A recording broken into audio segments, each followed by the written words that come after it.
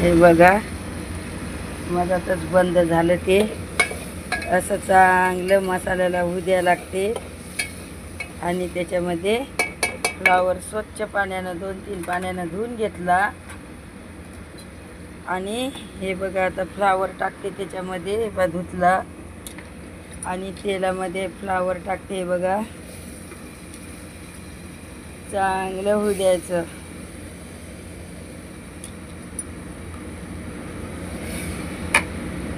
Mobile ठेवताना येतो. असं करायचं. प्लीज मला तुमच्या सपोर्टची खूप गरज आहे. तुम्ही मला सपोर्ट करा प्लीज. एक हातानं नाही फिरवता येत.